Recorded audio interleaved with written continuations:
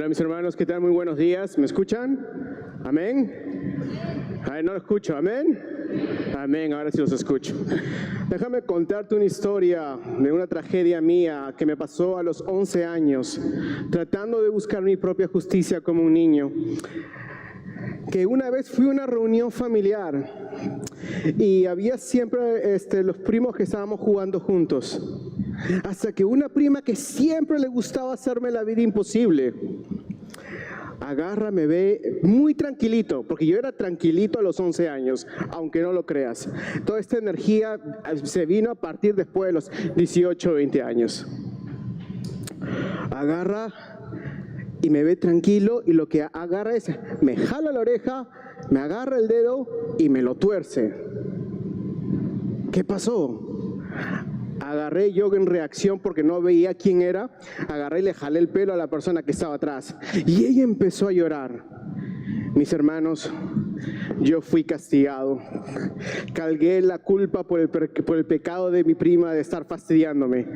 Yo deseaba mi vindicación en ese momento, de que me hayan doblado el dedo y que me hayan jalado el oído. Pero tú no sabes lo que había pasado en ese día. Justo mi familia había comprado lo que era un camcorder o una cámara para grabar. Y estaban grabando, ¿cómo se llama? Toda la reunión familiar. Y después de la reunión familiar dicen, vamos a ver el video para ver qué tal funciona esta cámara, para ver cuál es la definición. Y pasa en justo el momento donde ella viene por detrás y me jala, ¿cómo se llama? En la oreja y me dobla el dedo. Y se dieron cuenta que no fui yo el que empecé el problema, sino fue ella. Y fui vindicado. Fui vindicado de mi tortura del castigo. Mis hermanos, no es la misma figura de lo que les estoy hablando el día de hoy, acerca de lo que vamos a hablar.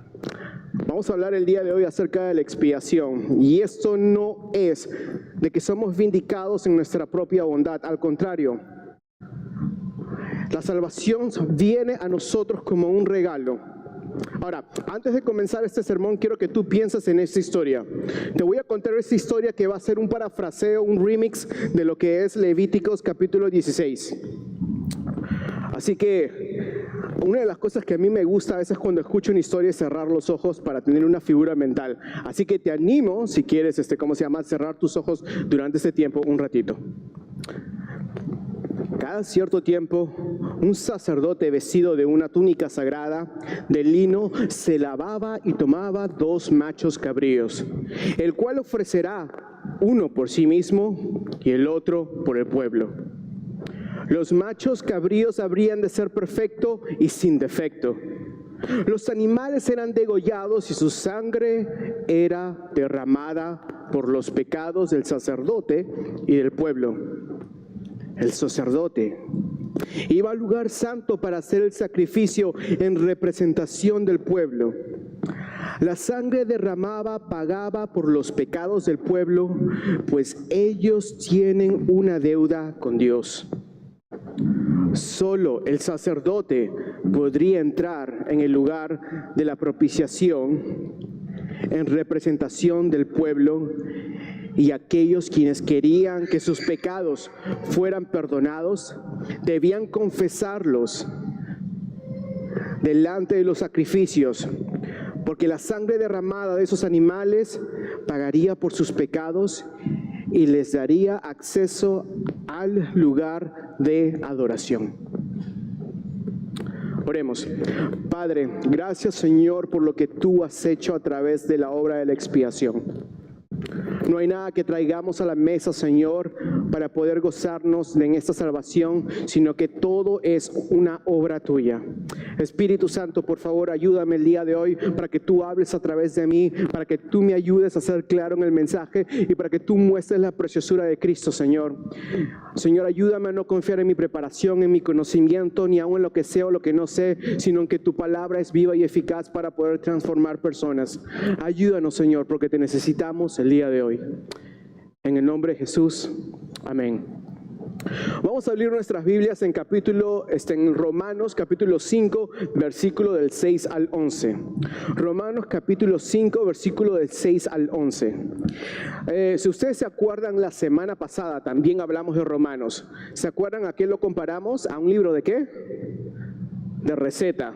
Y hablamos de que, ¿cómo se llama? Que los primeros 11 capítulos de Romanos son como los ingredientes y los siguientes 5 capítulos de Romanos, los últimos del 11 al 16 es como la preparación. Perdón, del 12 al 16 es como la preparación. Pero aquí vamos a hablar aún de los ingredientes. Aquí vamos a hablar aún de lo que Cristo ha hecho. Aquí vamos a hablar un pasaje que nos va a definir y nos va a ilustrar qué es la expiación. Dice la palabra de Dios: porque mientras aún éramos débiles, a su tiempo Cristo murió por los impíos. Porque difícilmente habrá alguien que muera por un justo, aunque tal vez alguno se atreva a morir por el bueno. Pero Dios demuestra su amor para con nosotros en que, siendo aún pecadores, Cristo murió por nosotros. Entonces, mucho más, habiendo sido ahora justificados por su sangre, seremos salvos de la ira de Dios por medio de él. Porque si cuando éramos enemigos fuimos reconciliados con Dios por la muerte de su Hijo, mucho más, habiendo sido reconciliados, seremos salvos por su vida. Y no solo esto, sino que también nos gloriamos en Dios por medio de nuestro Señor Jesucristo, por quien ahora hemos recibido la reconciliación. Hermanos, para llegar al capítulo 5 han debido haber 4 capítulos anteriores. Y en el capítulo 1, una de las cosas que hace Pablo es darle su hipnosis o su tesis principal de la carta, que es: no me avergüenzo del evangelio porque es poder de Dios. Es para salvación y la justicia que viene a través de la fe. Y lo que hace a partir de ahí Pablo es explicar cómo eso se ve. En el capítulo 1 nos dice: ustedes son incapaces de poder salvarse a sí mismos porque ustedes han caído en lo que es la corrupción del pecado. En el capítulo 2 habla de que por causa de nuestro pecado nosotros teníamos bajo nosotros un juicio justo de parte de Dios, donde la ira de Dios estaba sobre nosotros. Y en el capítulo 3 nos habla de que tanto para los judíos como para los gentiles no hay ninguna cosa que puedan hacer en sus propias fuerzas para tratar de salvarse a sí mismo, ya sea con la ley o ya sea sin la ley. El hombre necesita ayuda para poder obtener salvación, reconciliación y favor delante de Dios. En el capítulo 4 nos habla de que esa justificación, esa reconciliación que una persona puede tener con Dios, solo se puede obtener a través de la fe. Y nos pone al padre Abraham, quien tenía muchos hijos, como ejemplo de esa justificación. Ahora, la pregunta es, ¿ves el título? La expiación del día de hoy, la expiación. Una de las preguntas que te vienen a la mente es: ¿y qué es la expiación? En el sermón de hoy vamos a hacer 2 cosas. Una, darte definiciones de personas que ya han escrito una definición acerca de lo que es la expiación. Y 2, es nosotros construir una definición de lo que es la expiación a través de lo que este texto dice. Porque este texto lo que hace es ilustrarnos lo que es la expiación. Así que vamos a empezar con las definiciones de que otros han dicho. La primera es de Bruce Demarest. Hay un libro, si leen en inglés, que se llama Christ and Salvation, que es uno de los mejores libros que he visto acerca de lo que es la obra de la expiación. Bruce Demarest dice: la provisión a través de la vida y la muerte de Cristo. En la cruz, Cristo tomó nuestro lugar y cargó con el castigo equivalente a nuestros pecados para así cumplir con las demandas de la ley y apaciguar la ira de Dios. Tenemos otra definición por Wayne Grudem, que dice: la expiación es la obra que Cristo hizo en su vida y en su muerte para ganar nuestra salvación. Y todos hemos escuchado esto, de que Cristo vino a la tierra, de que Cristo tomó forma humana, de que Cristo vino a la tierra a morir por nuestros pecados. Y esta obra en la cual Él vive y muere por nuestros pecados se llama la expiación. Es donde se cuenta lo que es la vida perfecta de Cristo como un sacrificio perfecto en nuestro lugar, para que así a través de su muerte nosotros podemos encontrar perdón por nuestros pecados. Pero una de las cosas que la Biblia trata de responder en el libro de Romanos, porque aquí estamos hablando de personas que vivían bajo el sistema de la historia que te conté al principio, de los sacerdotes que tenían que interceder por ellos, de sacerdotes que tenían que traer un sacrificio, y cada cierto tiempo ese sacrificio se hacía una y otra vez para lo que era el perdón de los pecados. Entonces la pregunta viene: ¿cómo es que Cristo borra en sí y paga por nuestros pecados solo una sola vez cuando esto tenía que hacerse una y otra vez? ¿Por qué el sacrificio de Cristo solamente cuenta una sola, ¿por qué el sacrificio cuenta para siempre si solamente lo hizo una vez? Entonces lo que vamos a tratar de responder a través de nuestros 3 puntos es esa pregunta. La pregunta es: ¿cómo Cristo lleva a cabo la obra de expiación? ¿Cómo Cristo lleva a cabo la obra de expiación? La obra que Él hizo por nuestros pecados. Y en cada parte vamos a ir construyendo nuestra propia definición y nuestra idea principal para este sermón. Así que, ¿cómo Cristo lleva a cabo la obra de expiación? Primero, muriendo por el impío. Muriendo por el impío. Vamos al verso 6 al 7. Porque mientras aún éramos débiles, otras traducciones dicen sin poder, o otras traducciones también dicen, que son más directas, siendo incapaces, a su debido tiempo Cristo murió por los impíos. Como vimos anteriormente, hay una inhabilidad e ineficacia en el hombre para salvarse a sí mismo. El hombre no puede salvarse a sí mismo. El hombre no puede hacer nada que le haga meritar la gracia de Dios para su vida, porque la palabra dice que está muerto. Muerto. Entonces, ¿qué es lo que hace un muerto? Nada. ¿Por qué? Porque está muerto. Y eso es lo que la palabra dice, que el hombre ¿cómo está el hombre sin Cristo? Muerto en sus delitos y en pecados. Por eso que no es solamente una debilidad, que necesito, mejorar en mi justicia para yo poder llegar a poder competir con la justicia de Cristo. No, dice que estábamos muertos en nuestros delitos y pecados. La humanidad no podía vivir enmendando el pago por sus pecados, pues el estándar es perfección. Y nosotros vemos que a través de la historia humana el hombre cae en pecado una y otra vez. La palabra dice que estamos muertos. Ahora tú te preguntarás: pero yo estoy vivo, mira, me peñisco, uy, me duele. Me jalan el oído, me duelen. Me ponen música y me pongo a bailar. O sea, como que, ¿quién me dice que yo estoy muerto? Muerto espiritualmente. Muerto sin ninguna relación con Dios. Lejos de Dios. Fuera de Él. Lo que significa estar muerto no significa que no tengas vida en esta tierra. Significa que no tengas ningún sentido emocional, espiritual y físico para poder reconocer el Dios que es digno de nuestra obediencia y de la alabanza que Él merece. Como decían, hace unos días, Pablo y Jessica decían, es como estar muertos en vida. Es como decir, somos como zombies. ¿Qué es lo que hacen los zombies? Simplemente querer satisfacer su deseo de querer comer. Lo que ellos quieren es comer sesos. Eso es lo que a ellos les gusta. Ellos están muertos. Ellos parecen estar vivos, pero solamente se mueven para cumplir un solo propósito: satisfacer su deseo de comer sesos. De la misma manera, el hombre sin Cristo está muerto y solamente vive para una sola cosa, que es satisfacer los deseos de su carne. Por eso nos dice la palabra de Dios que la paga del pecado es muerte. Pero si el hombre quiere salvarse, no puede morir por sí mismo, pues su muerte no tendría fin, porque tendría que satisfacer la justicia de un Dios infinito. Mis hermanos, un concepto de justicia.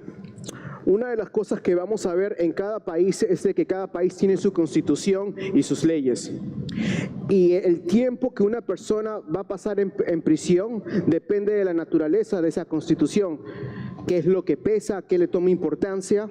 Entonces, cuando una persona comete un crimen, hay códigos penales que determinan por cuánto tiempo va a pasar esa persona en prisión según el peso del agravio.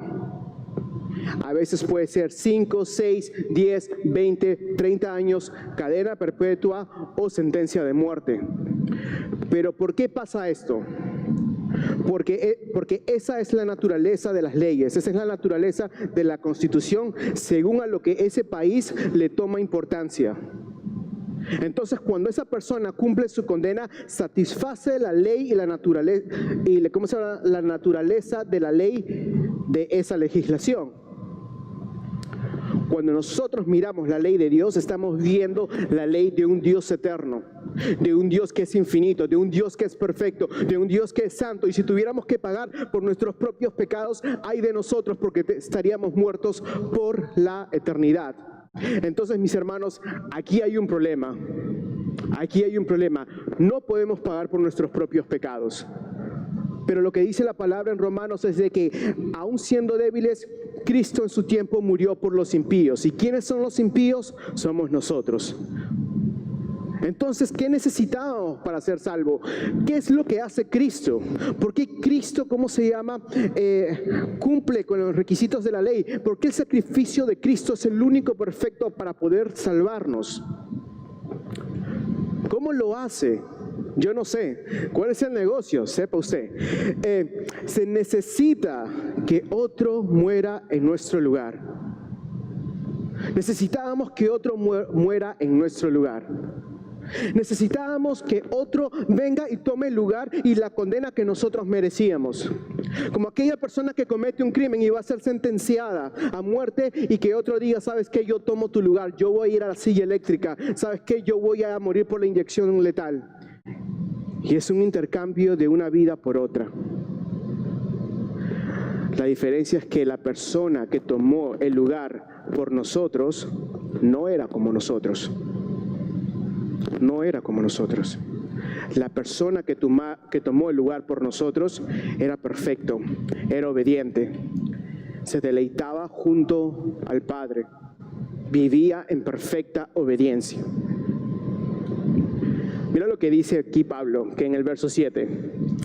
Porque difícilmente habrá alguien que muera por un justo, aunque tal vez alguno se atreva a morir por el bueno.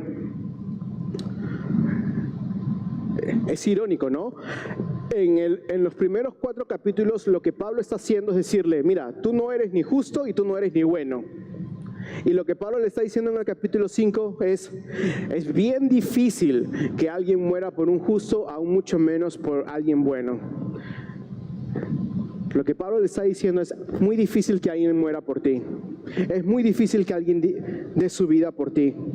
Pecadores justamente condenados bajo la ira de Dios porque han roto la ley de Dios. Personas que no conocen de Dios. Personas que están muertos en vida. Personas que solamente viven para satisfacer sus propios deseos. Pero es ahí donde Cristo muere para salvar personas por las cuales ni tú ni yo daríamos nuestras vidas. Por las cuales ni tú ni yo daríamos nuestras vidas.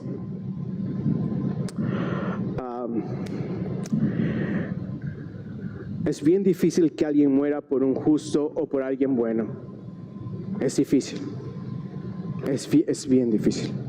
Pero Cristo muere por el impío porque cumple con estas 2 cosas que el texto nos muestra. La primera es, la obediencia de Cristo es completa y perfecta. La obediencia de Cristo es completa y perfecta. Hermanos, hay una expresión en lo que es en el ámbito académico de la teología, que es la obediencia pasiva y activa de Cristo. Cristo activamente vivió una vida perfecta delante del Padre, y eso lo vemos a través de los evangelios, pero también pasiva, porque todo lo que Él quería, su naturaleza, era de estar con el Padre. Algo que nosotros no tenemos. Nosotros cuando nacemos sin Dios, no queremos a Dios, y a veces físicamente la gente puede ver de que sí, realmente no quieres a Dios, realmente no tienes a Dios. Y segundo, Él es eterno, igual que la justicia de Dios. ¿Ustedes se acuerdan hace un momento de que hablamos? Que la naturaleza de la legislación, de las leyes de un país, demandan el grado del castigo que una persona va a tener. Y por causa de la naturaleza de quién Dios es, el castigo para el pecador es eterno. Entonces necesitamos a alguien eterno que tome nuestro lugar para poder así satisfacer el justo castigo con Dios. Y ese es Cristo. Ese es Cristo. Cristo lleva a cabo el glorioso intercambio, la expiación, para darnos salvación, su vida por nuestra muerte, su justicia por nuestro pecado. Él dio su preciosa vida para que nosotros no podamos tener muerte eterna. Él dio su justicia para justificarnos de nuestros pecados.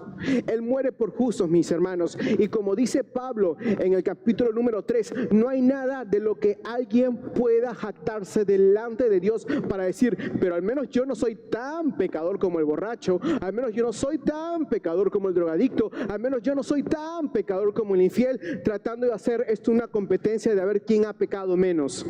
No.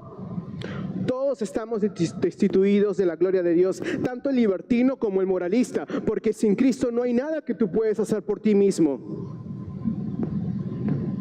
Jesús muere por justos, por impíos, por moralistas, por liberales, conservadores, pro familia, pro aborto y por todo hombre o mujer en la tierra, para que ellos puedan encontrar en vida a Él.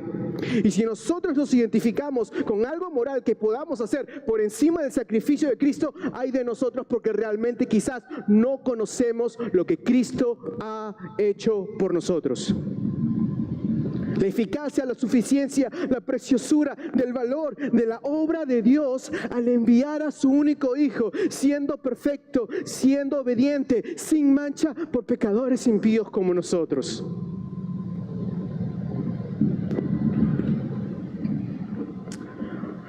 Vamos a empezar a construir nuestra definición. Y dice, la primera parte de nuestra definición, si lo pueden leer conmigo sería genial. La expiación es la obra de Cristo en su vida y en su muerte. Una vez más, no se escuchó. La expiación es la obra de Cristo en su vida y en su muerte. ¿Y por qué hace esto Dios? ¿Por qué hace esto Cristo? ¿Y cómo lo hace? Es ahí donde nos llevamos a nuestro segundo punto. Mostrando su amor. Mostrando su amor. Cristo muere por el impío mostrando su amor, pero Dios demuestra su amor para con nosotros. Ahora, una de las cosas que me gusta cuando leo mi Biblia es cuando dice, pero Dios. Ahora, ojo, los peros de Dios no es como los peros de nosotros. Nosotros decimos pero cuando queremos refutarle a alguien, o cuando estamos conflictivos, o como cuando queremos darle la contra a alguien, o cuando simplemente queremos discutir en fin. Pero los pero Dios de Dios no son como los de nosotros. Cuando vemos pero Dios en la palabra, significa que Dios va a decir algo donde Él nos dice que Él viene al rescate. Levante la mano si tú has visto el Chapulín Colorado. Hay pasajes en la palabra donde nos habla del pecado y se siente, donde leemos esos pasajes y decimos, oh, ¿y ahora quién podrá defenderme? Y los pero Dios se sienten como que yo, el Chapulín Colorado, a excepción de que es Dios quien se para en la historia a salvarnos. Pero Dios demuestra su amor para con nosotros porque Él muere por el injusto. Pero no solamente lo hace porque tenía que hacernos, sino lo hace con amor. Mira lo que dice la palabra de Dios. Mira, vamos a leerlos todos juntos. Vamos a leerlos todos juntos en el versículo 8. Vamos a leer todos juntos el versículo 8. Lean conmigo. Pero Dios demuestra su amor para con nosotros en que, siendo aún pecadores, Cristo murió por nosotros. ¿Qué dijo que Dios hizo contigo? Te amó. Dios no estaba parchando una relación rota y diciendo, oye, mira, ¿sabes qué? Hey, te voy a dar la mano, no, nos disculpamos y te veo nunca más. No, al contrario. Él dice que Él mandó a su Hijo a morir por nosotros en amor. El Dios del universo, el Dios quien creó los cielos y la tierra, quien gobierna las estrellas, que llama a cada una por su nombre, que es la inspiración de los poetas y de todo lo que es creado, aquel que es el arquitecto de la vida, te amó. Te amó. ¿Qué hiciste tú para ganar su amor? Nada. ¿Puedes ver tu vida y decir, merezco el amor de Dios? No. Siendo honesto contigo mismo, tú puedes ver tu vida y decir, ¿sabes qué, Dios? ¿Tú me debes el amor que me has mostrado? No. No. Pero Dios demuestra su amor para con nosotros en morir por nosotros. Porque como lo dijo Pablo en el versículo 7, sería difícil que alguien muriera por el justo o aún más por el bueno. Pero Dios lo hace, y lo hace de la abundancia de su amor. Dios no murió por ti porque sintió pena por ti. Dios murió por ti porque sintió amor por ti. Dios no muere por ti por lástima, sino muere por amor, porque realmente te ama, porque sabía que desde antes de la fundación del mundo, quienes iban a venir a Él. Y dijo, yo los amo. Yo los amo.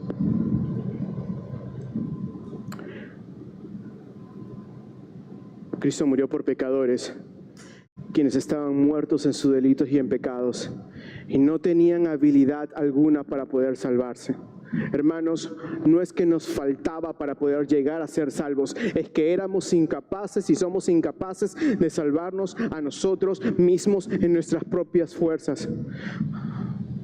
Por eso que debemos de cuidarnos, aunque cuando somos creyentes, de confiar en nuestras propias obras más que en la obra de Cristo. Si es que tu servicio a Dios te da un mayor descanso que lo que Cristo ha hecho, ten cuidado, porque quizás estás levantando o empezando a construir un ídolo en tu vida. Pero Dios, hermano, que no se te olvide esto, pero Dios, siendo pecadores, murió por nosotros. Ser el objeto del amor de Dios, del amor de un Dios santo, no se deriva de lo que somos, sino de quién es Él. Hermano, cuando Dios nos muestra amor, no es como las canciones de Ricardo Montaner que ponen a una pareja y ponen al hombre cantando con la guitarra y ven como a la mujer como la musa de sus canciones y decir, oh, me enamora. No. Si Dios nos ve a nosotros, todo lo que Él ve es razones para condenación. Él ve nuestro pecado. No había motivación alguna dentro de nosotros en nuestros pecados para que un Dios santo muriera por nosotros. Pero la motivación fue Él mismo, consistente con quién es, consistente con su carácter. Gloria a Dios por el Dios que tenemos, que no es como nosotros, no es como lo que podamos imaginar. Porque al mostrarnos su amor, Dios nos dice, yo no soy como el resto. Al mostrarnos su amor, Dios nos dice, yo no soy como tus ídolos, yo no soy como ustedes, yo no soy como aquello que tú idealizas acerca de mí. Yo soy diferente, porque es difícil que alguien muera por el justo y aún por el bueno, mucho menos por un impío como nosotros, pero Dios lo hizo porque Dios no es como nosotros. Dios hace lo difícil y lo imposible porque solamente Él puede hacerlo. Dios muestra su amor para con nosotros al morir por el pecador, para ser consistente con quién es Él, consistente con su naturaleza. Una de las cosas que he aprendido acerca de los internos que he tenido, que son más musicalmente más expertos que yo, es de que acerca de lo que son los acordes. Y los acordes son, como por ejemplo, cuando tocamos do en séptima, tocas do, mi, sol y la. Ahora, tú puedes tocar esas notas de una manera diferente y van a ser diferentes, pero tú puedes tocar esos acordes y van a, sonar de una misma manera. Déjame explicarte, puedes tocar tú en la tecla do y va a sonar do, pero puedes tocar el acorde de do con todas esas diferentes notas y va a seguir siendo do. Cuando nosotros vemos quién Dios es, Él es consistente en la armonía de sus atributos. A veces podemos pensar, a veces Dios es amor, a veces Dios es justicia, a veces es Dios santo, a veces es Dios inmutable. No, Dios es consistente en la armonía de sus atributos por quién es Él. Cuando Dios ejerce un atributo, está siendo consistente con todo lo que Él es, al igual que un acorde de una nota. Entonces, cuando vemos el amor de Dios, vemos su justicia, vemos su santidad, vemos su trascendencia, vemos todo lo que Él es. Y es bien importante que veamos esto, porque dice que la expiación es la obra de Dios y Dios actúa en el conjunto de quién es Él. ¿Qué quiere decir esto? Que Dios dio todo acerca de sí mismo para llevar a cabo la obra de salvación. Nosotros que pusimos nada, solo problemas nada más. Siempre le digo a las personas, nosotros estamos en una relación tóxica con Dios y nosotros somos los tóxicos. Porque lo único que traemos es problemas. Dios lo que nos trae es la cruz de Cristo, que lo hace posible para nosotros tener comunión con Él.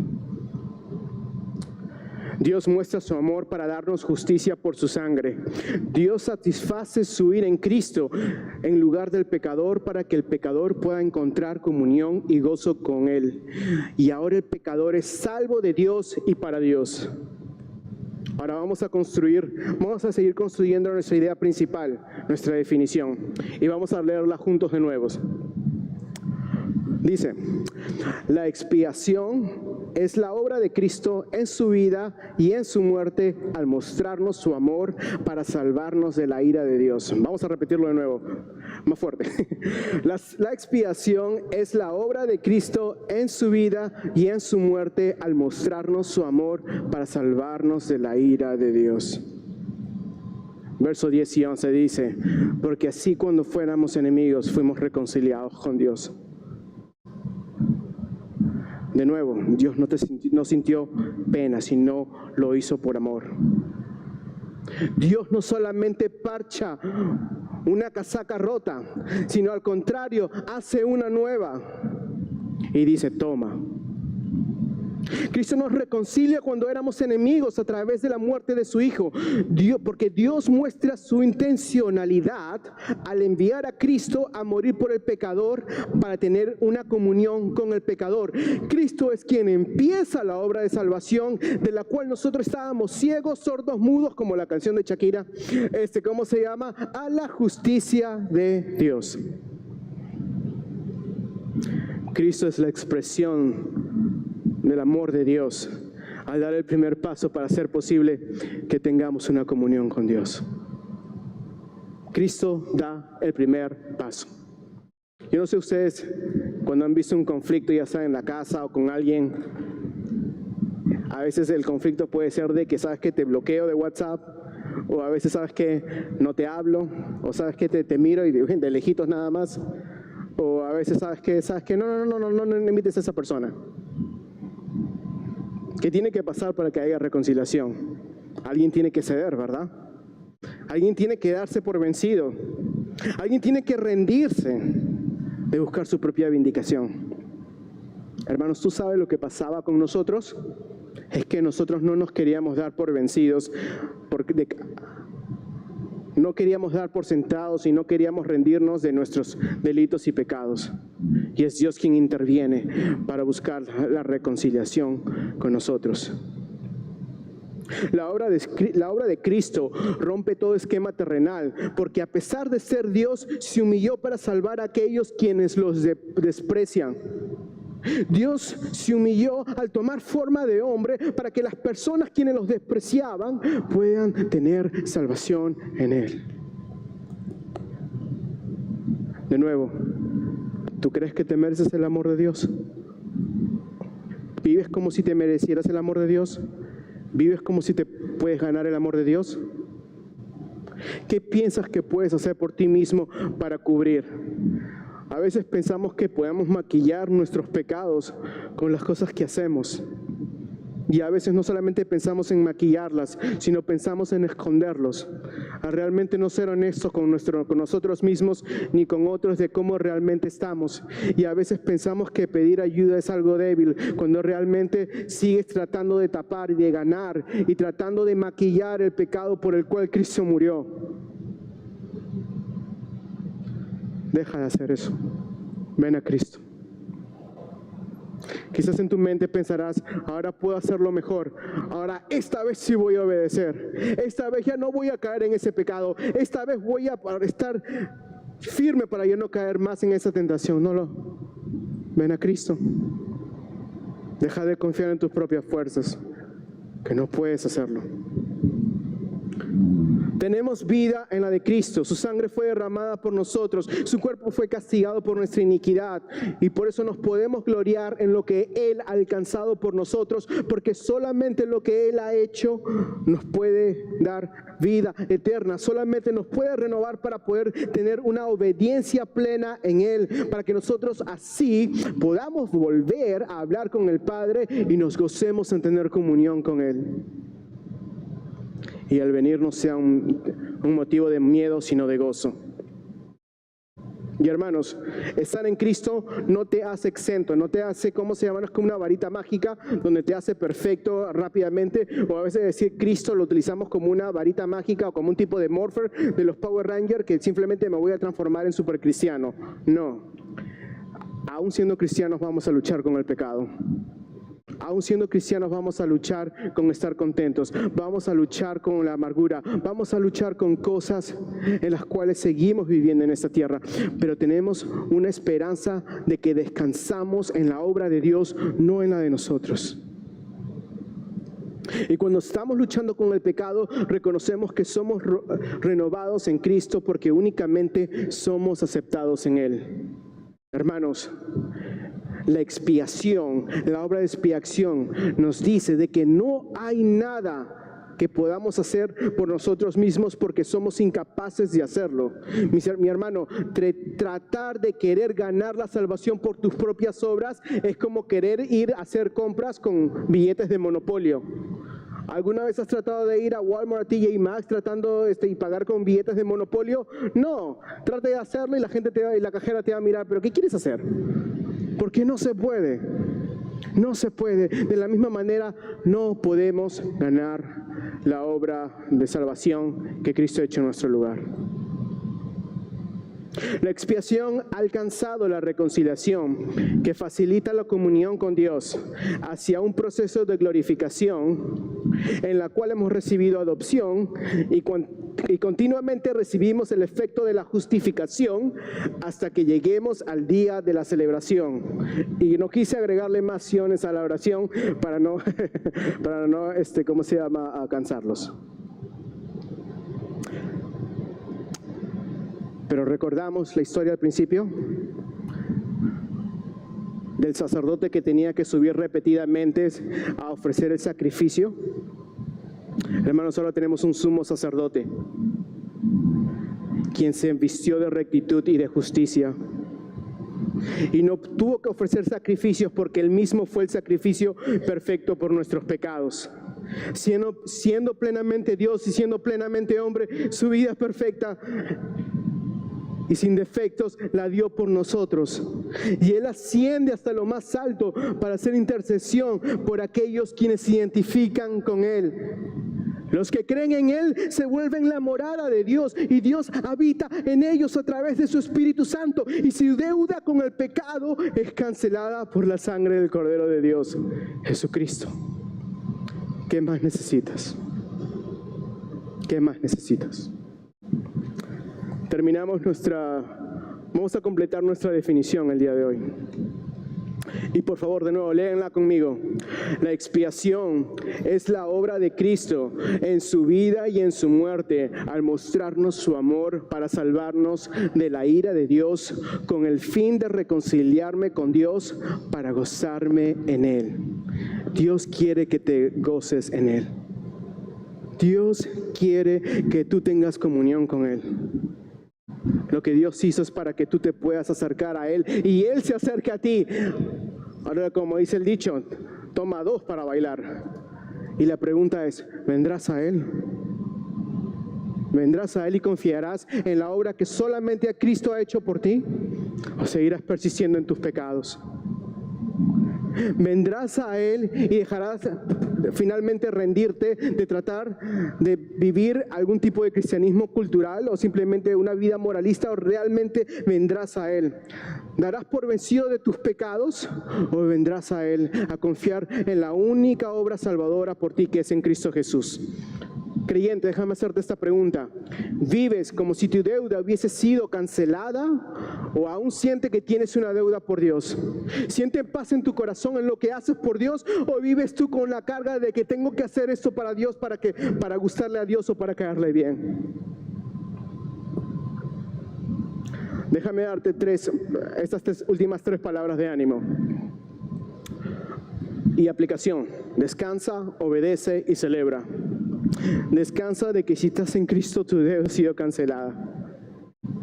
De que tu deuda está de que tu deuda se ha pagado totalmente y tu vida está segura por la eternidad, por lo que Cristo ha hecho en la cruz. Pero hermanos, al descansar, obedece. Obedece lo que Dios te dice a través de su palabra. Obedece y vívele para Él. Y ahora, aparte de obedecerle, es también confesar cuando a veces parte de obedecer es también reconocer donde nosotros no podemos obedecer, donde somos débiles. Si hay pecados con los que estás luchando, si hay pecados o debilidades en las cuales tú estás atravesando el día de hoy, por favor acércate a Luis o acércate a mí para poder ayudarte a poder pelear esta batalla. Hermanos, esto no lo hacemos solos, por eso somos una iglesia, somos un cuerpo, somos un conjunto que nos apuntamos a la gracia redentora de Cristo y nos recordamos cada domingo de que ya casi llegamos a casa. Y hermanos, celebra la obra de Dios en tu vida en medio de la dificultad, reconociendo que la expiación, que lo que Él ha hecho es un evento que ha de ser terminado algún día, quizás no en este lado del cielo, pero un día Dios va a venir por segunda vez y consumará lo que Él ha hecho. Celebra el día de hoy como una antesala de lo que va a venir en el día que en Él venga. Oremos. Padre, gracias por tu amor y tu misericordia. Gracias por tu gracia y por tu bondad. Señor, te pido de que tú por favor nos ayudes a poder ver la preciosa obra que tú has hecho a través de Cristo. Ayúdanos, Señor, a descansar en lo que tú has hecho y no en lo que por nosotros podemos hacer. De que nuestro goce, nuestra celebración, que nuestra obediencia y nuestro ánimo provenga de que somos justificados por la fe por causa de la obra de otro. Te lo agradezco, Señor, en el nombre de Jesús. Amén. Hermanos, expiación es la penúltima palabra de nuestra serie corta